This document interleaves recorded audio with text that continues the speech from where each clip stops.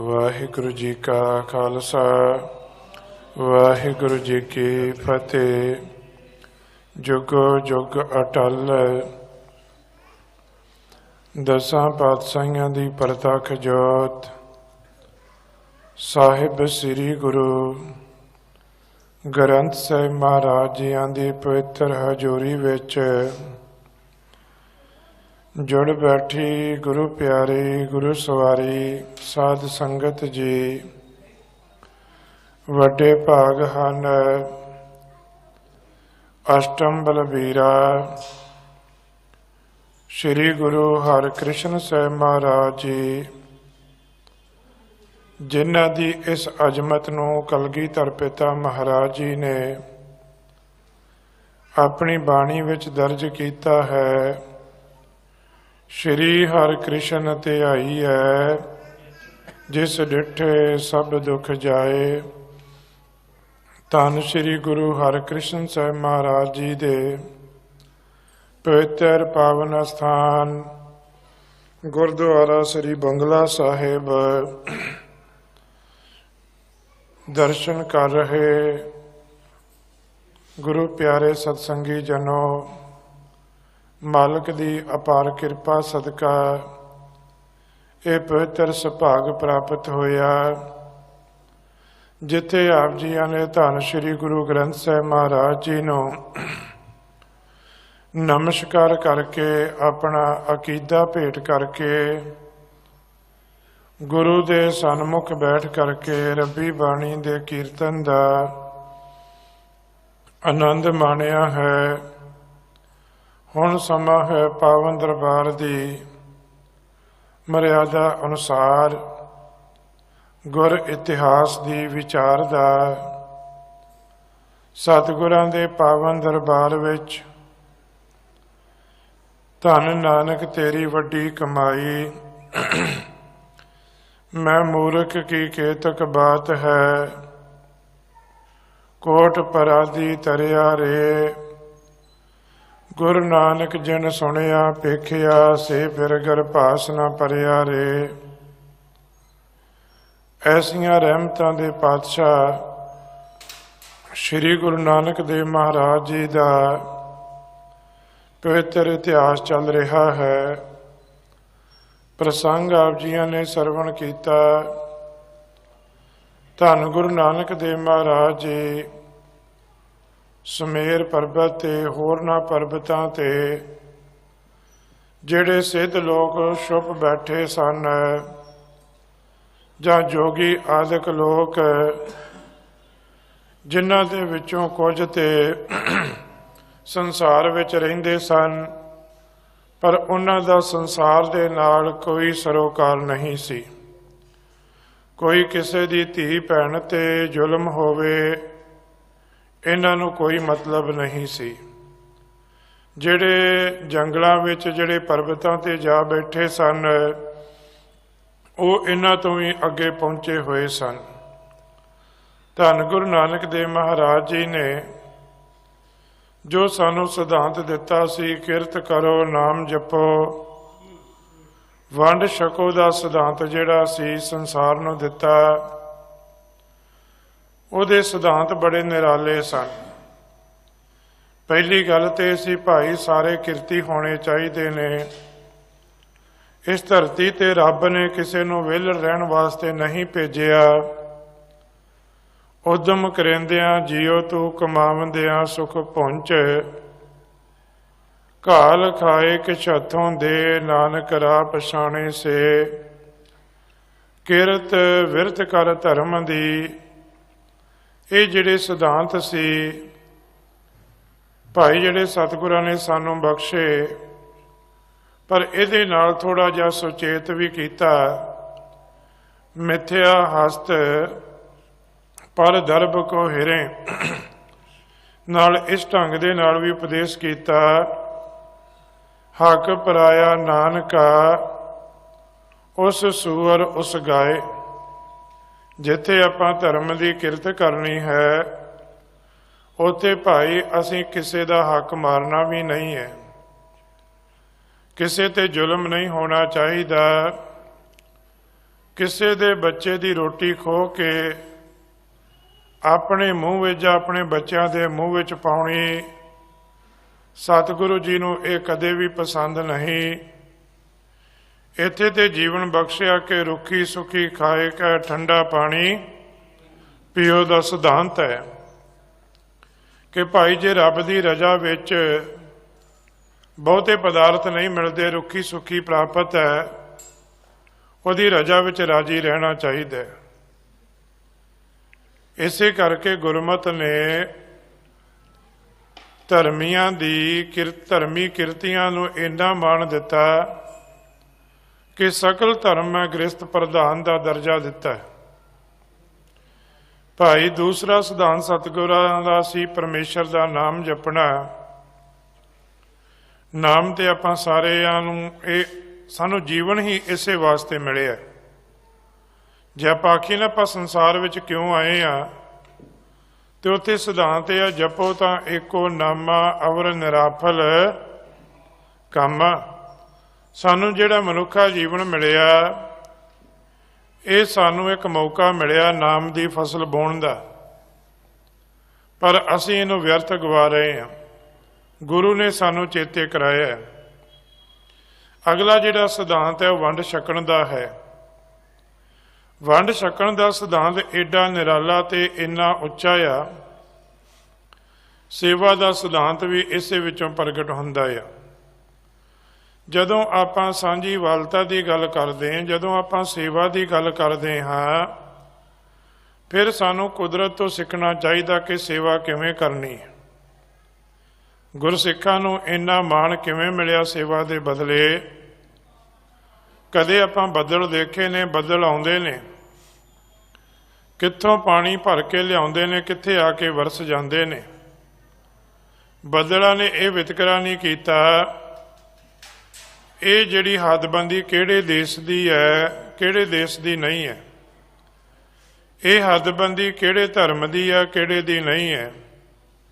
ਇਹ ਹੱਦਬੰਦੀ ਨਾਸਤਕ ਦੀ ਹੈ ਜਾਂ ਆਸਤਕ ਦੀ ਹੈ, ਜਾਂ ਇਹ ਕਿਹੜੇ ਵਰਨ ਦੀ ਹੈ, ਕਿਹੜੀ ਜਾਤੀ ਵਾਲੇ ਦੀ ਹੈ। ਮੀਂਹ ਇਹੋ ਜਿਹਾ ਵਿਤਕਰਾ ਨਹੀਂ ਕਰਦਾ। ਇੰਦਰ ਬਰਖਾ ਸਮਾਨ ਨਾ ਪੁਜਸ ਕੂਪ ਜਲ। ਇਸੇ ਕਰਕੇ ਭਾਈ ਗੁਰਦਾਸ ਜੀ ਆਖਦੇ ਖੂਹ ਦਾ ਜਲ ਜਿਹੜਾ ਆ ਉਹ ਬਰਖਾ ਦਾ ਮੁਕਾਬਲਾ ਨਹੀਂ ਕਰ ਸਕਦਾ। ਇਸ ਕਰਕੇ ਭਾਈ ਜਿਵੇਂ ਬੱਦਲ ਨੂੰ ਕੋਈ ਸਰੋਕਾਰ ਨਹੀਂ ਖੇਤੀ, ਕਿਸ ਦੀ ਤੇ ਪੈਣਾ ਕਿਸ ਦੀ ਤੇ ਨਹੀਂ ਪੈਣਾ। ਇਹ ਜਿੰਨੇ ਵਿਤਕਰੇ ਪੈਦਾ ਕੀਤੇ ਹੋਏ ਨੇ, ਇਹ ਚਲਾਕ ਮਨੁੱਖ ਦੀ ਸੋਚ ਹੈ, ਸੱਚੇ ਗੁਰੂ ਦਾ ਗਿਆਨ ਨਹੀਂ ਹੈ। ਇਹ ਚਲਾਕ ਮਨੁੱਖਾਂ ਨੇ ਇਹੋ ਜਿਹੇ ਨਿਯਮ ਬਣਾ ਲਏ, ਕਿਸੇ ਨੂੰ ਉੱਤਮ ਦੱਸ ਦਿੱਤਾ, ਕਿਸੇ ਨੂੰ ਉਹਨਾਂ ਦੇ ਹਮੇਸ਼ਾ ਸੇਵਾਦਾਰ ਬਣ ਕੇ ਰਹਿਣ ਦਾ ਨਿਯਮ ਬਣਾ ਦਿੱਤਾ, ਜਿਹਨੂੰ ਗੁਰਮਤਿ ਨੇ ਪ੍ਰਵਾਨ ਨਹੀਂ ਕੀਤਾ। ਗੁਰਮਤਿ ਆਖਦੀ ਇੱਥੇ ਹਰ ਮਨੁੱਖ ਸੇਵਾਦਾਰ ਹੈ। ਇੱਥੇ ਹਰ ਮਨੁੱਖ ਜਿਹੜਾ ਹੈ, ਇੱਥੋਂ ਤੱਕ ਮਨੁੱਖ ਹੀ ਇਕੱਲਾ ਨਹੀਂ, ਜਿੰਨੀ ਸ੍ਰਿਸ਼ਟੀ ਰੱਬ ਨੇ ਸਾਜੀ ਹੈ। ਕਦੇ ਧਰਤੀ ਨੂੰ ਦੇਖੋ, ਉਹ ਵੀ ਤੇ ਤੁਹਾਡੀ ਸੇਵਾ ਹੀ ਕਰ ਰਹੀ ਹੈ ਨਾ। ਕਦੀ ਦਰਖਤਾਂ ਨੂੰ ਦੇਖੋ, ਦਰਖਤਾਂ ਨੂੰ ਆਪਾਂ ਪੱਥਰ ਵੀ ਮਾਰਦੇ ਹਾਂ, ਉਹ ਸਾਨੂੰ ਫਿਰ ਵੀ ਛਾਂ ਦਿੰਦੇ ਨੇ, ਸਾਨੂੰ ਫਿਰ ਵੀ ਫਲ ਦਿੰਦੇ ਨੇ। ਭਾਈ ਕਦੇ ਇਹਨਾਂ ਤੋਂ ਸਿੱਖਣਾ ਚਾਹੀਦਾ ਕਿ ਅਸੀਂ ਸੰਸਾਰ ਵਿੱਚ ਕਿਵੇਂ ਵਿਚਰਨਾ ਆ।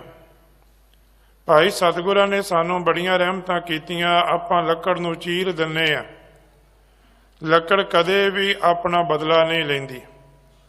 ਜਦੋਂ ਆਪਾਂ ਲੱਕੜ ਨੂੰ ਚੀਰਦੇ ਆ, ਜੇ ਸਾਡੇ ਵਰਗੀ ਸੋਚ ਲੱਕੜ ਦੀ ਹੁੰਦੀ, ਜਦੋਂ ਆਪਾਂ ਬੇੜੀ ਵਿੱਚ ਬੈਠਦੇ ਆ ਤੇ ਸਭ ਤੋਂ ਪਹਿਲਾਂ ਬੇੜੀ ਨੇ ਸਾਨੂੰ ਡੋਬਣਾ ਸੀ। ਭਾਈ ਜਦੋਂ ਵੇੜਾ ਸੀ ਉਦੋਂ ਤੇ ਮੇਰੇ ਲੱਕ ਹਿੱਕ ਦੇ ਵਿੱਚ ਤੂੰ ਚੀਰ ਲਗਾਇਆ, ਆਰੇ ਨਾਲ ਮੈਨੂੰ ਚੀਰ ਛੁੱਟਿਆ ਹੈ, ਕੁਹਾੜੇ ਦੇ ਨਾਲ ਮੇਰੇ ਹੀ ਦਸਤਾ ਲੈ ਕੇ ਤੂੰ ਮੇਰੇ ਟੁਕੜੇ ਟੁਕੜੇ ਕਰ ਦਿੱਤੇ ਨੇ।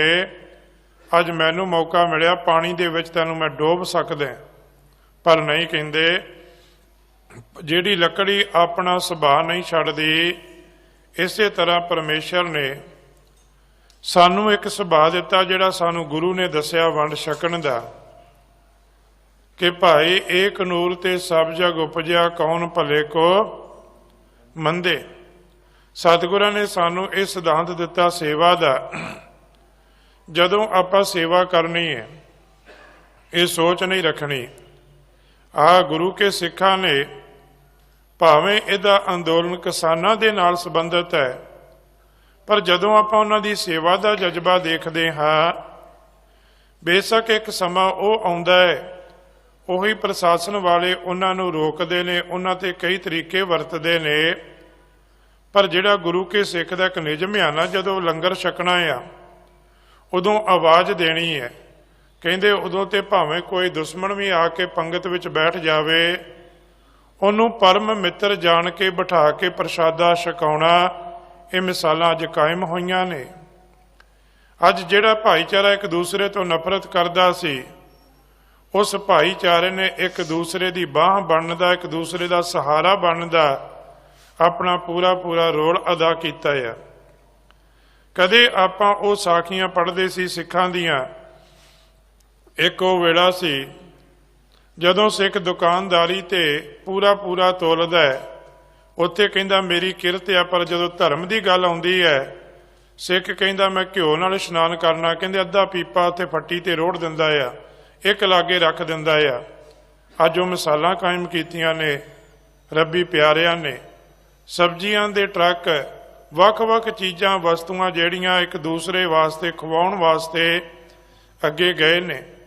ਦਿੱਲੀ ਦੀਆਂ ਮਾਵਾਂ ਭੈਣਾਂ ਵੀ ਪਿੱਛੇ ਨਹੀਂ ਰਹੀਆਂ, ਉਹਨਾਂ ਨੇ ਵੀ ਉਹਨਾਂ ਵਿੱਚ ਜਾ ਕੇ ਆਪਣਾ ਕੁਝ ਨਾ ਕੁਝ, ਭਾਵੇਂ ਕਿਸੇ ਨੇ ਪਾਣੀ ਪਿਲਾਇਆ, ਭਾਵੇਂ ਕਿਸੇ ਨੇ ਕੁਝ ਛਕਾਉਣ ਦਾ ਯਤਨ ਕੀਤਾ ਹੈ। ਇਹ ਸਾਰੀਆਂ ਚੀਜ਼ਾਂ ਜਿਹੜੀਆਂ ਨੇ ਭਾਈ ਸਾਨੂੰ ਗੁਰੂ ਦੇ ਗਿਆਨ ਵਿੱਚੋਂ ਮਿਲਦੀਆਂ, ਮਨੁੱਖ ਦੀ ਸੋਚ ਵਿੱਚੋਂ ਨਹੀਂ ਮਿਲਦੀਆਂ। ਮਨੁੱਖ ਦੇ ਚਾਹੁੰਦਾ ਦੂਸਰੇ ਦਾ ਭੋਜਨ ਵੀ ਮੈਨੂੰ ਮਿਲ ਜਾਵੇ, ਸਾਡੀ ਸੋਚ ਇੰਨੀ ਮਾੜੀ ਹੈ। ਇੱਕ ਮਨੁੱਖ ਦਾ ਗਿਆਨ ਆਖਦਾ ਹੈ ਇਹ ਚੀਜ਼, ਪਰ ਜਦੋਂ ਗੁਰੂ ਦਾ ਗਿਆਨ ਦੀ ਗੱਲ ਆਵੇਗੀ, ਗੁਰੂ ਆਖੇਗਾ ਨਹੀਂ ਭਾਈ, ਪਹਿਲੋਂ ਦੂਸਰੇ ਨੂੰ ਛਕਾ, ਫਿਰ ਤੂੰ ਛਕ। ਗੁਰਮਤਿ ਦਾ ਸਿਧਾਂਤ ਇਹ ਹੈ ਕਿ ਜਿੱਥੇ ਤੂੰ ਆਪ ਕਿਰਤ ਕਰਨੀ, ਉੱਥੇ ਭਾਈ ਵੰਡ ਕੇ ਵੀ ਛਕਣਾ ਆ, ਇਕੱਲੇ ਕਾਰੇ ਨਹੀਂ ਛਕਣਾ। ਇਹ ਸਤਿਗੁਰਾਂ ਨੇ ਬੜੇ ਸੋਹਣੇ ਸਾਨੂੰ ਸਿਧਾਂਤ ਦਿੱਤੇ। ਉਹ ਲੋਕ ਜਿਹੜੇ ਖਿਡਾਰੀ, ਜਿਨ੍ਹਾਂ ਨੂੰ ਦੇਸ਼ ਤੇ ਮਾਣ ਸੀ, ਕਦੇ ਉਹਨਾਂ ਦੇ ਭਾਵੇਂ ਕੋਈ ਕੱਪੜੇ ਸਾਂਭਣ ਵਾਲਾ, ਪ੍ਰੈਸ ਕਰਨ ਵਾਲਾ ਦੂਸਰਾ ਹੋਵੇ, ਅੱਜ ਉਹ ਰੱਬੀ ਪਿਆਰਿਆਂ ਦੀ, ਉਹਨਾਂ ਦੀ ਜਿਹੜੇ ਇਸ ਅੰਦੋਲਨ ਵਿੱਚ ਨੇ, ਉਹਨਾਂ ਦੀ ਸੇਵਾ ਕੱਪੜੇ ਧੋਣ ਦੀ ਕਰਦੇ ਪਏ ਨੇ। ਭਾਵ ਕਿ ਉਹਨਾਂ ਕੋਲ ਮਰਤਬੇ ਬੜੇ ਵੱਡੇ ਨੇ, ਕੌਮ ਦੇ, ਦੇਸ਼ ਦੇ ਖਿਡਾਰੀ ਨੇ, ਪਰ ਉਹਨਾਂ ਦੇ ਅੰਦਰ ਸੇਵਾ ਦਾ ਜਜ਼ਬਾ ਦੇਖੋ। ਉਹ ਬਸਤਰ ਧੋਣ ਦੀ ਸੇਵਾ ਕਮਾ ਰਹੇ ਨੇ, ਕੋਈ ਕਿਸੇ ਢੰਗ ਦੀ ਸੇਵਾ ਕਰ ਰਿਹਾ, ਕੋਈ ਲੰਗਰਾਂ ਦੀ ਸੇਵਾ ਪ੍ਰਬੰਧਕ ਕਮੇਟੀਆਂ ਵੱਲੋਂ ਹੋ ਰਹੀ ਹੈ। ਗੱਲ ਇਹ ਹੈ ਕਿ ਮਨੁੱਖਤਾ ਦੇ ਅੰਦਰ ਜਿੱਥੇ ਨਫ਼ਰਤ ਸੀ, ਉਹਨੂੰ ਖਤਮ ਕਰਨ ਦਾ ਯਤਨ ਕੀਤਾ ਜਾ ਰਿਹਾ। ਇੱਕ ਦੂਸਰੇ ਦੇ ਅੰਦਰ ਜਿਹੜੇ ਫਰਕ ਸੀ, ਉਹਨੂੰ ਮਿਟਾਉਣ ਦਾ ਯਤਨ ਕੀਤਾ ਜਾ ਰਿਹਾ। ਧੰਨ ਗੁਰੂ ਨਾਨਕ ਦੇਵ ਮਹਾਰਾਜ ਜੀ ਨੇ ਜੋ ਗਿਆਨ ਸਿੱਧਾਂ ਨੂੰ ਦਿੱਤਾ, ਜੋ ਉਹਨਾਂ ਨੇ ਸਿੱਖਿਆ ਦਿੱਤੀ ਹੈ, ਸਿੱਧ ਲੋਕ ਵੀ ਮਾਣ ਦੇ ਵਿੱਚ ਮੱਤੇ ਹੋਏ ਸਨ। ਉਹਨਾਂ ਕੋਲ ਬੜਾ ਹੰਕਾਰ ਸੀ ਆਪਣੇ ਗੁਰਖ ਗੁਰੂ ਦਾ। ਕੱਲ ਦੀ ਵਿਚਾਰ ਵਿੱਚ ਆਪਾਂ ਇਹ ਵਿਚਾਰ ਕੀਤੀ ਸੀ ਕਿਵੇਂ ਇੱਕ ਸਿੱਧ ਆਉਂਦਾ ਹੈ ਧੰਨ ਗੁਰੂ ਨਾਨਕ ਦੇਵ ਮਹਾਰਾਜ ਜੀ ਦੇ ਕੋਲ, ਸੰਗਰ ਨਾਮ ਦਾ। ਉਹ ਆ ਕੇ ਕਈ ਤਰ੍ਹਾਂ ਦੇ ਪ੍ਰਸ਼ਨ ਕਰਦਾ ਆ, ਤੇ ਉਹਦੇ ਪ੍ਰਸ਼ਨ ਜਿਹੜੇ ਸੀ ਸਤਿਗੁਰੂ ਜੀ ਨੇ ਉਹਨਾਂ ਦਾ ਬੜਾ ਸੋਹਣਾ ਜਵਾਬ ਦਿੱਤਾ। ਵਾਪਸ ਚਲਾ ਜਾਂਦਾ ਹੈ। ਅੱਗੇ ਫਿਰ ਕਹਿੰਦੇ ਸੰਗਰ ਬੋਲਿਓ ਆਨ ਕੇ ਬਾਲੇ ਹੈ ਆਦੇਸ਼, ਸੁਨ ਤੂਸਨ ਮੁਖ ਤੇ ਰਹੇ ਮੁਸਕਾਨੇ ਜਗਤੇਸ਼। ਇਸ ਤਰ੍ਹਾਂ ਸਤਿਗੁਰੂ ਜੀ ਨੂੰ ਆਦੇਸ਼ ਕਰਦਾ ਆ, ਤੇ ਪਾਤਸ਼ਾਹ ਜੀ ਚੁੱਪ ਰਹਿੰਦੇ ਨੇ। ਰੇਸਮੈ ਸੰਗਰ ਹੋਏ ਅਸਬਿਦ ਬਚਨ ਅਲਾਵਹੀ। ਕਹਿੰਦੇ ਜਿਹੜਾ ਸੰਗਰ ਨਾਮ ਦਾ ਸਿੱਧ ਆ, ਇਹ ਕ੍ਰੋਧ ਵਿੱਚ ਆਉਂਦਾ, ਗੁੱਸੇ ਵਿੱਚ ਆਉਂਦਾ ਆ। ਪਾਤਸ਼ਾਹ ਜੀ ਇਹਨਾਂ ਦੇ ਅੰਦਰੋਂ ਇਸੇ ਮਾਣ ਨੂੰ ਕੱਢਣਾ ਚਾਹੁੰਦੇ ਨੇ। ਕਹਿੰਦੇ ਉੱਤਰ ਦੇਤ ਨਾ ਕੋਏ ਮਾਈ ਮੁੰਡਾ ਹਸਤ ਹੈ। ਇਹ ਪਾਤਸ਼ਾਹ ਨੂੰ ਇੱਕ ਗਾਲ ਦੇ ਰੂਪ ਵਿੱਚ ਆਖਦਾ ਹੈ ਕਿ ਮੇਰੀ ਅੱਗਿਓਂ ਆਦੇਸ਼ ਨਹੀਂ ਕਹਿੰਦਾ, ਅੱਗਿਓਂ ਹੱਸਦਾ ਆ, ਭਾਵ ਮੈਨੂੰ ਮਖੌਲ ਕਰਦਾ ਆ। ਇੱਥੋਂ ਤੱਕ ਆਪਾਂ ਵਿਚਾਰ ਜਿਹੜੀ ਸੀ ਕੱਲ ਸਾਂਝੀ ਕੀਤੀ ਸੀ। ਆਓ ਮਾਲਕ ਦੇ ਚਰਨਾਂ ਵਿੱਚ ਅਰਦਾਸ ਕਰਕੇ ਮਨ ਬਿਰਤੀਆਂ ਨੂੰ ਇਕਾਗਰ ਕਰਦੇ ਹੋਏ ਅਗਲਾ ਇਤਿਹਾਸ ਸਰਵਣ ਕਰੀਏ। ਇੱਕ ਵਾਰ ਰਸਨਾ ਤੋਂ ਉਚਾਰਨ ਕਰੀਏ। ਸਤਨਾਮ ਸ੍ਰੀ ਵਾਹਿਗੁਰੂ ਜੀ। ਮਾਏ ਮੁੰਡਾ ਗੋਰਖ ਹੈ ਤਿਕਣਾ ਨਾ ਦੀਨੀ ਤੋਹੇ, ਕਾਨ ਪਾਰ ਮੁੰਦਰਾ ਪਾਏ ਬਿਮਤ ਬਣਾਇਓ ਹੈ। ਜਗਤ ਗੁਰੂ ਧੰਨ ਗੁਰੂ ਨਾਨਕ ਦੇਵ ਮਹਾਰਾਜ ਜੀ ਮਿਹਰ ਦੇ ਘਰ ਵਿੱਚ ਆ ਕੇ ਉਪਦੇਸ਼ ਕਰਨ ਲੱਗੇ, ਐ ਸੰਗਰ ਤੂੰ ਮੈਨੂੰ ਮਾਈ ਮੁੰਡਾ ਆਖਦਾ ਹੈ, ਪਰ ਅਸਲ ਵਿੱਚ ਮਾਈ ਮੁੰਡਾ ਉਹ ਨਹੀਂ ਜਿਹਨੇ ਪਰਮੇਸ਼ਰ ਨੂੰ ਜਪਿਆ ਹੈ, ਜਿਹੜਾ ਮਨੁੱਖਤਾ ਦੇ ਭਲੇ ਵਿੱਚ ਲੱਗਦਾ ਹੈ। ਮਾਈ ਮੁੰਡਾ ਉਹ ਹੁੰਦਾ ਹੈ ਜਿਹੜਾ ਅਧੂਰੇ ਦੀ ਸਿੱਖਿਆ ਧਾਰਨ ਕਰਦਾ, ਜਿਹੜਾ ਪੂਰੇ ਦੀ ਸਿੱਖਿਆ ਉਪਦੇਸ਼ ਨੂੰ ਧਾਰਨ ਨਹੀਂ ਕਰਦਾ। ਕਹਿੰਦੇ ਤੇਰਾ ਗੁਰੂ ਅਧੂਰਾ ਆ, ਜਿਹਨੇ ਤੈਨੂੰ ਯੋਗ ਦੀ ਜੁਗਤ ਸਹੀ ਨਹੀਂ ਦੱਸੀ। ਕਹਿਣ ਲੱਗੇ ਤੇਰਾ ਭਾਂਡਾ ਜਿਹੜਾ ਤੁਹਾਡਾ ਆ ਹਿਰਦੇ ਰੂਪੀ, ਕਹਿੰਦੇ ਇਹ ਮੈਲਾ ਸੀ, ਮੈਲੇ ਭਾਂਡੇ ਦੇ ਵਿੱਚ ਹੁਣ ਜਿਹੜੀ ਵਸਤੂ ਪਾਵਾਂਗੇ ਉਹ ਵੀ ਮੈਲੀ ਹੋ ਜਾਵੇਗੀ। ਇਹ ਜਿਹੜੇ ਬਚਨ ਕਹੇ, ਭਾਂਡਾ ਧੋਏ ਬੈਸ ਧੂਪ ਦੇਵੋ ਤਾਉ ਦੂਧੇ ਕੋ ਜਾਵੋ, ਇਹ ਹਿਰਦੇ ਰੂਪੀ ਭਾਂਡੇ ਦੀ ਗੱਲ ਕੀਤੀ ਹੈ ਕਿ ਜਿਸ ਭਾਂਡੇ ਦੇ ਵਿੱਚ ਪਰਮੇਸ਼ਰ ਦਾ ਨਾਮ ਪਾਉਣਾ ਹੈ, ਉਹ ਭਾਂਡਾ ਕਿਹੋ ਜਿਹਾ ਹੋਣਾ ਚਾਹੀਦਾ ਹੈ। ਆਪਾਂ ਦੁੱਧ ਪਾਉਣੇ ਜਿਹੜੇ ਭਾਂਡੇ ਵਿੱਚ, ਉਹਦਾ ਬੜਾ ਧਿਆਨ ਰੱਖਿਆ ਜਾਂਦਾ ਆ ਕਿ ਉਹ ਭਾਂਡੇ ਨੂੰ ਕਿਤੇ ਸਬਜ਼ੀ ਵਾਲੇ ਹੱਥ ਨਾ ਲੱਗੇ ਹੋਣ। ਉਹਨੂੰ ਚੰਗੀ ਤਰ੍ਹਾਂ ਧੋਤਾ ਜਾਂਦਾ, ਸੁਕਾਇਆ ਜਾਂਦਾ, ਫਿਰ ਉਹਦੇ ਵਿੱਚ ਦੁੱਧ ਪਾਇਆ ਜਾਂਦਾ। ਹੁਣ ਜਿਹੜਾ ਪਰਮੇਸ਼ਰ ਦਾ ਨਾਮ ਰੂਪੀ ਦੁੱਧ ਹੈ, ਹੁਣ ਜਿਹੜੇ ਭਾਂਡੇ ਵਿੱਚ ਆਪਾਂ ਪਾਉਣਾ ਆ, ਹਿਰਦੇ ਰੂਪੀ ਭਾਂਡੇ ਦੇ ਵਿੱਚ ਸਾਡੇ ਵਿਕਾਰਾਂ ਦੀ ਮੈਲ ਹੋਵੇ, ਪਾਪਾਂ ਦੀ ਮੈਲ ਹੋਵੇ, ਈਰਖਾ ਦੀ ਮੈਲ ਹੋਵੇ, ਨਫ਼ਰਤ ਦੀ ਮੈਲ ਹੋਵੇ, ਉਹਨੂੰ ਆਪਾਂ ਸੇਵਾ ਦੇ ਨਾਲ ਧੋਈਏ ਨਾ ਭਾਈ, ਉੱਥੇ ਫਿਰ ਉਹ ਨਾਮ ਜਿਹੜਾ ਹੈ ਕਿਵੇਂ ਟਿਕੇਗਾ। ਹਰ ਬਿਸਰਤ ਤੇਰੇ ਗੁਣ ਗਲਿਆ, ਰੱਬ ਨੂੰ ਵਿਸਾਰਨ ਕਰਕੇ ਕਈ ਵਾਰੀ ਸਾਡੇ ਚੰਗੇ ਗੁਣ ਵੀ ਜਿਹੜੇ ਨੇ ਉਹ ਵੀ ਖਰਾਬ ਹੋ ਜਾਂਦੇ। ਸਤਿਗੁਰੂ ਜੀ ਸਾਨੂੰ ਸਮਝਾ ਰਹੇ ਨੇ ਭਾਈ, ਹਰ ਬਿਸਰਤ ਸਦਾ ਖੁਆਰੀ, ਹਮੇਸ਼ਾ ਜੀਵਨ ਦੇ ਅੰਦਰ ਪੱਲੇ ਖੁਆਰੀ ਪੈਂਦੀ ਰੱਬ ਨੂੰ ਵਿਸਾਰ ਕੇ। ਪਾਤਸ਼ਾਹ ਕਹਿੰਦੇ ਤੇਰਾ ਗੁਰੂ ਮਾਈ ਮੁੰਡਾ ਗੋਰਖ ਹੈ ਤਿੱਖਣਾ ਨਾ ਦੀਨੀ ਤੋਹੇ।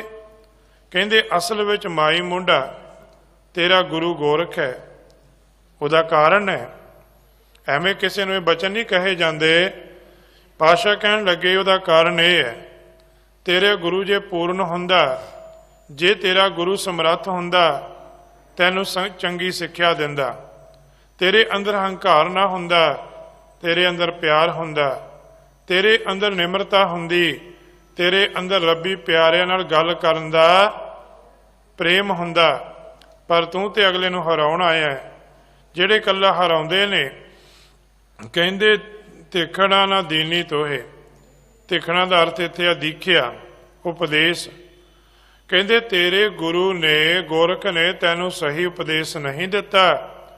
ਕਾਨ ਪਰ ਮੁੰਦਰਾ ਪਾਏ ਬਿਮਿਤ ਬਣਾਇਓ ਹੈ।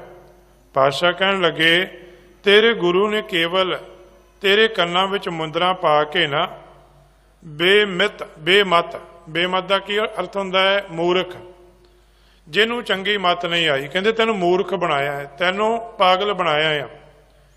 ਕੱਲਾ ਗੋਰਖ ਨਹੀਂ ਬਣਾ ਰਿਹਾ। ਅੱਜ ਵੀ ਐਸੇ ਬੜੇ ਨੇ ਜਿਹੜੇ ਸਾਨੂੰ ਗੋਰਖ ਵਰਗੇ ਧੰਦਿਆਂ ਵਿੱਚ ਲਾ ਕੇ, ਜਿਹੜੇ ਅੱਜ ਵੀ ਸਾਨੂੰ ਆਪਣੇ ਪਿੱਛੇ ਲਾ ਕੇ ਭਾਈ ਮੂਰਖ ਬਣਾ ਰਹੇ ਨੇ। ਅਸੀਂ ਬਣਦੇ ਜਾ ਰਹੇ ਹਾਂ। ਪਰ ਪਤਾ ਉਦੋਂ ਲੱਗਦਾ ਹੈ ਜਦੋਂ ਕਿਸੇ ਦੇ ਪਾਪ ਉਜਾਗਰ ਹੋ ਜਾਂਦੇ ਨੇ, ਨਹੀਂ ਤੇ ਸਾਡੀ ਸਾਰੀ ਜ਼ਿੰਦਗੀ ਇਸ ਤਰ੍ਹਾਂ ਹੀ ਲੰਘ ਜਾਂਦੀ, ਸਾਨੂੰ ਪਤਾ ਹੀ ਨਹੀਂ ਲੱਗਦਾ। ਪਰ ਗੁਰੂ ਆਖਦਾ ਐਸਾ ਕੰਮ ਮੂਲੇ ਨਾ ਕੀਚੇ ਜਿਤ ਅੰਤ ਪਛੋਤਾਈਏ। ਐਸਾ ਕੰਮ ਨਾ ਕਰੋ। ਆਪਾਂ ਉਦੋਂ ਪਛਤਾਉਂਦੇ ਹਾਂ ਜਦੋਂ ਚਿੜੀਆ ਚੁੱਗ ਗਈ ਖੇਤ। ਹੁਣ ਪਹਿਲੋਂ ਚਿੜੀਆਂ ਤੋਂ ਸੁਚੇਤ ਪਹਿਲੋਂ ਰਹਿਣਾ ਚਾਹੀਦਾ ਸੀ, ਪਰ ਅਸੀਂ ਬਾਅਦ ਵਿੱਚ ਪਛਤਾਉਂਦੇ ਜਦੋਂ ਚਿੜੀਆ ਖੇਤ ਚੁੱਗ ਜਾਂਦੀ ਹੈ।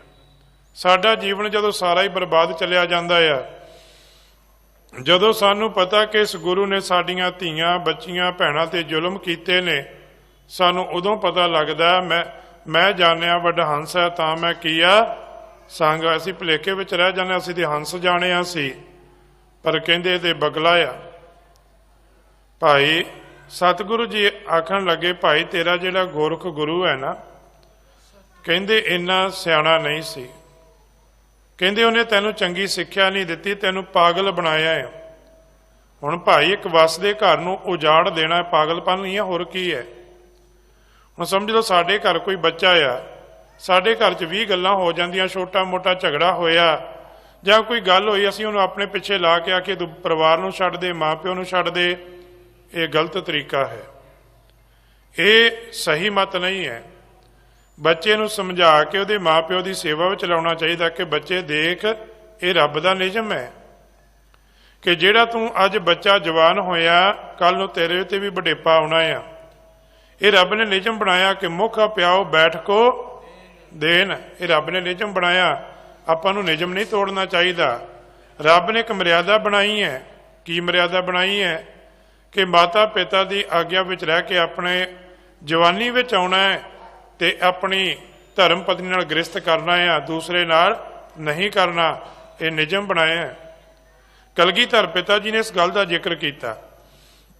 ਕਹਿੰਦੇ ਜਦੋਂ ਅਸੀਂ ਜਵਾਨ ਹੋਏ ਨਾ, ਜਦੋਂ ਸਾਨੂੰ ਸੁੱਧ ਆਈ, ਸਾਡੇ ਪਿਤਾ ਧੰਨ ਗੁਰੂ ਤੇਗ ਬਹਾਦਰ ਮਹਾਰਾਜ ਜੀ ਨੇ ਸਾਨੂੰ ਇੱਕ ਗੱਲ ਸਮਝਾਈ ਸੀ। ਕਿਹੜੀ ਗੱਲ ਸਮਝਾਈ ਸੀ? ਨਿਜ ਨਾਰੀ ਕੇ ਸੰਗ ਨੇਹ ਤੁਮ ਨਿਤ ਵਡਈਓ। ਕਹਿੰਦੇ ਜਿਹੜੀ ਨਿਜ ਨਾਰੀ ਹੈ ਨਾ, ਉਹਦੇ ਨਾਲ ਤੁਹਾਡਾ ਸਨੇਹ ਨਿਜ ਹੋਣਾ ਚਾਹੀਦਾ ਹੈ, ਅੰਤ ਦਾ ਹੋਣਾ ਚਾਹੀਦਾ ਹੈ। ਪਰ ਨਾਰੀ ਕੀ ਸੇਜ ਸੁਪਨੇ ਭੂਲ ਹੋਣਾ ਚਾਹੀਦਾ, ਭਾਵ ਕਿ ਪਰਾਈ ਸੇਜਾ ਤੇ ਸੁਪਨੇ ਵਿੱਚ ਵੀ ਨਹੀਂ ਜਾਣਾ। ਕੱਲਾ ਮਨੁੱਖ ਵਾਸਤੇ ਹੁਕਮ ਨਹੀਂ ਹੈ, ਇਸਤਰੀ ਤੇ ਪੁਰਸ਼ ਦੋਨਾਂ ਵਾਸਤੇ ਹੁਕਮ ਹੈ ਕਿ ਪੁਰਸ਼ ਨੇ ਆਪਣੀ ਧਰਮ ਪਤਨੀ ਤੋਂ ਬਿਨਾਂ, ਇਸਤਰੀ ਨੇ ਆਪਣੇ ਧਰਮ ਪਤੀ ਤੋਂ ਬਿਨਾਂ ਦੂਸਰੇ ਦਾ ਸੰਗ ਨਹੀਂ ਕਰਨਾ। ਜਿਹੜੇ ਉਪੱਦਰ ਹੋ ਰਹੇ ਨੇ ਇਸੇ ਵਿੱਚ ਹੀ ਹੋ ਰਹੇ ਨੇ ਨਾ। ਘਰਾਂ ਦੇ ਘਰ ਉਜੜਦੇ ਪਏ ਨੇ, ਅਸੀਂ ਆਪਣੇ ਜੀਵਨ ਨੂੰ ਸਮਝਿਆ ਨਹੀਂ। ਕਲਗੀਧਰ ਪਿਤਾ ਜੀ ਆਖਦੇ, ਮੇਰੇ ਪਿਤਾ ਧੰਨ ਗੁਰੂ ਤੇਗ ਬਹਾਦਰ ਮਹਾਰਾਜ ਜੀ ਨੇ ਜਦੋਂ ਅਸੀਂ ਜਵਾਨ ਹੋਏ ਨਾ, ਸਾਨੂੰ ਇਹ ਗੱਲ ਸਮਝਾਈ ਸੀ ਕਿ ਨਿਜ ਨਾਰੀ ਕੇ ਸੰਗ ਨੇਹ ਤੁਮ ਨਿਤ ਵਡਈਓ, ਪਰ ਨਾਰੀ ਕੀ ਸੇਜ ਸੁਪਨੇ ਭੂਲ ਹੋਣਾ ਚਾਹੀਏ, ਭਾਵ ਕਿ ਭੁੱਲ ਕੇ ਵੀ ਨਹੀਂ ਜਾਣਾ। ਇਹ ਸਿਧਾਂਤ ਆ ਸਾਡਾ। ਇਹ ਪੂਰੇ ਗੁਰੂ ਦੀ ਸਿੱਖਿਆ ਸੀ। ਅਧੂਰੇ ਗੁਰੂ ਕੀ ਕਰਦੇ ਨੇ? ਉਹਨਾਂ ਦੇ ਚੇਲਿਆਂ ਨੇ ਇਸ ਨਿਯਮ ਦੀ ਕੀ ਪਾਲਣਾ ਕਰਨੀ? ਉਹ ਤੇ ਆਪ ਹੀ ਨਹੀਂ ਕਰਦੇ। ਉਹਨਾਂ ਤੇ ਆਪ ਕਈ ਤਰ੍ਹਾਂ ਦੀਆਂ ਗੁਫਾਵਾਂ ਬਣਾ ਕੇ ਇਹ ਅਤਿਆਚਾਰ ਤੇ ਜ਼ੁਲਮ ਕਰਦੇ ਨੇ। ਭਾਈ ਹੁਣ ਜਿਹੜਾ ਉਹਨਾਂ ਦਾ ਚੇਲਾ ਬਣੇਗਾ ਉਹ ਕੀ ਕਰੇਗਾ? ਜਿਹੋ ਜਿਹੇ ਨੂੰ ਆਪਾਂ ਸੇਵਾਂਗੇ ਉਹੋ ਜਿਹਾ ਹੋ ਜਾਵੇਗਾ। ਹੁਣ ਜਿਨ੍ਹਾਂ ਦਾ ਗੁਰੂ ਹੀ ਇਹੋ ਜਿਹਾ ਹੋਵੇਗਾ, ਭਾਈ ਉਹਨਾਂ ਦੇ ਚੇਲੇ ਕਿਵੇਂ ਚੰਗੇ ਕੰਮ ਕਰ ਸਕਦੇ ਨੇ? ਇਸ ਕਰਕੇ ਗੁਰੂ ਨੇ ਕਿਹਾ, ਪੂਰੇ ਗੁਰ ਕਾ ਸੁਨ ਉਪਦੇਸ਼। ਪੂਰੇ ਗੁਰੂ ਨੇ ਕਿਹਾ, ਪਰਤਲਿਆ ਰੂਪ ਨਾ ਪੇਖੈ ਨੇਤਰ। ਇਹ ਨਿਯਮ ਵਿੱਚ ਰਹਿਣਾ ਹੈ। ਪਾਤਸ਼ਾਹ ਕਹਿਣ ਲੱਗੇ, ਤੇਰਾ ਗੋਰਖ ਗੁਰੂ ਅਧੂਰਾ ਸੀ, ਉਹਨੇ ਤੈਨੂੰ ਚੰਗੀ ਮਤ ਨਹੀਂ ਦਿੱਤੀ, ਤੈਨੂੰ ਮੂਰਖ ਬਣਾਇਆ, ਤੈਨੂੰ ਮੂਰਖ ਬਣਾਇਆ ਆ, ਤੈਨੂੰ ਪਾਗਲ ਬਣਾਇਆ। ਅੱਜ ਬੜੇ ਨੇ ਇਹੋ ਜਿਹੇ ਭਾਈ। ਦੂਜੀ ਗੱਲ ਇਹ, ਗੁਰੂ ਨੇ ਸਾਨੂੰ ਇੱਕ ਗੱਲ ਸਮਝਾਈ ਸੀ, ਜਦੋਂ ਵੀ ਸਰੀਰ ਦੇ ਪਿੱਛੇ ਲੱਗੋਗੇ, ਜਦੋਂ ਵੀ ਦੇਹ ਵਾਲੇ ਦੇ ਪਿੱਛੇ ਲੱਗੋਗੇ, ਤੁਹਾਨੂੰ ਪਛਤਾਉਣਾ ਪਵੇਗਾ, ਤੁਹਾਡੇ ਜੀਵਨ ਵਿੱਚ ਵਿਛੜਨਾ ਬਣਿਆ ਰਹੇਗਾ। ਇਸੇ ਕਰਕੇ ਸਤਿਗੁਰਾਂ ਨੇ ਕਿਹਾ ਸੀ, ਸ਼ਬਦ ਨਾਲ ਜੁੜੋਗੇ ਫਿਰ ਵਿਛੜੋਗੇ ਨਹੀਂ। ਜਿਉਂ-ਜਿਉਂ ਆਪਾਂ ਸ਼ਬਦ ਨਾਲ ਜੁੜਾਂਗੇ ਭਾਈ, ਫਿਰ ਵਿਛੜਾਂਗੇ ਨਹੀਂ, ਫਿਰ ਸਾਡੇ ਨਾਲ ਧੋਖਾ ਨਹੀਂ ਹੋਵੇਗਾ। ਜਿੰਨਾ ਚਿਰ ਅਸੀਂ ਸਰੀਰਾਂ ਵਾਲੇ ਧਾਰਨ ਕਰਾਂਗੇ, ਭਾਈ ਗੁਰੂ ਨੇ ਇਸੇ ਕਰਕੇ ਆਖਿਆ ਹੈ, ਸਭ ਸਿੱਖਣ ਕੋ ਹੁਕਮ ਹੈ ਗੁਰੂ ਮਾਨਿਓ ਗ੍ਰੰਥ। ਗੁਰੂ ਗ੍ਰੰਥ ਨੂੰ ਮੰਨਣਾ ਆ, ਮਨੁੱਖ ਨੂੰ ਨਹੀਂ। ਇਹ ਬੜੀ ਵੱਡੀ ਸਿੱਖਿਆ ਆ, ਪਰ ਅਸੀਂ ਅਪਣਾਉਂਦੇ ਨਹੀਂ। ਸਾਡੇ ਮਨ ਵਿੱਚ ਕਿਤੇ ਨਾ ਕਿਤੇ ਖਿਆਲ ਵੜਿਆ ਹੋਇਆ ਕਿ ਦੇਹਧਾਰੀ ਗੁਰੂ ਹੋਣਾ ਚਾਹੀਦਾ, ਸਰੀਰ ਗੁਰੂ ਹੋਣਾ ਚਾਹੀਦਾ। ਪਰ ਗੁਰੂਆਂ ਨੇ ਇਹ ਭੁਲੇਖਾ ਕੱਢਿਆ। ਧੰਨ ਗੁਰੂ ਨਾਨਕ ਦੇਵ ਮਹਾਰਾਜ ਜੀ ਆਪਣੇ ਹੁੰਦਿਆਂ ਹੀ ਆਖਦੇ ਨੇ, ਸ਼ਬਦ ਗੁਰੂ ਸੁਰਤ ਧੁਨ ਚੇਲਾ। ਭਾਈ ਜਦੋਂ ਅਸੀਂ ਸ਼ਬਦ ਦੇ ਲੜ ਲੱਗਾਂਗੇ, ਹੁਣ ਕਿੱਡਾ ਵੱਡਾ ਸਿਧਾਂਤ ਆਪਾਂ ਪੜ੍ਹਦੇ ਹਾਂ, जो प्रभ को मिल बो चहै खोज शब्द में ले। भाई जी आप रब नूं मिलना देखो शब्द विचों खोजो, पर आपां जदों अपने अंदर झात मारांगे ना, सिर नीवा कर देख जदों आपां वेखांगे, बहुत विरला मनुख होवेगा जिहड़ा कोई पूर्ण तौर ते जिन्हें बाणी गुरु गुरु है बाणी विच बाणी अंमृत सारे नूं मन्निया। आउंदे जरूर आपां सारे हैं, मत्था बेशक टेकदे हैं, पर गुरु रामदास जी आखदे सेवक सिख पूजन सब आवें सब गावें हर हर, उत्तम बानी गाविया सुनिया हर तिनका थाई पावै, जिन सतगुर की आज्ञा सत सत कर मानी। सत करके मनी है, गुरु की आज्ञा सत करके मनी है। गुरु की आज्ञा की है? पूर्ण प्रेम प्रतीत सजै व्रत गोर मड़ी मट, पूर्ण भुल के ना मने। कि साडे अंदरों वहम निकले ने, कि साडे अंदरों भरम निकले ने, असीं फिर उही कुछ करते पे, मत्था भी टेकते हैं बाणी भी पढ़ते हैं। भाई समझण की लोड़ है। गुरु साहब जी का संगर नूं ये गल कहना, तेरे गुरु ने तैनूं पागल बनाया। गुरु हरराय साहब महाराज जी के जीवन में साखी आउंदी है, एक जगह ना सप नूं कीड़ियां खा रही सन। सिक्खां ने पूछया पातशाह ये की कौतक है? कहन लगे ये अधूरा गुरु से, इन्हें इन्हां दी मुक्ति नहीं की, अपना हिसाब लै रहे ने। हिसाब इन्हां दा भी होना जिहड़ा अज भी धोखा कर रहे ने। ये तो दुनियावी तौर पर होया ना, जे रब दे घर विच होना आ। जदों आपां बाणी पढ़ांगे सानूं पता लगेगा। बाणी विच जिक्र भी आउंदा आ, किते तिलां नूं पीड़न की गल आउंदी है, किते गन्ने नूं पीड़न की गल आउंदी है, किते कोयलियां दे जलन की गल आउंदी है, कदे उस घड़ियाल की गल आउंदी है जिहड़ी धर्म स्थानां ते है।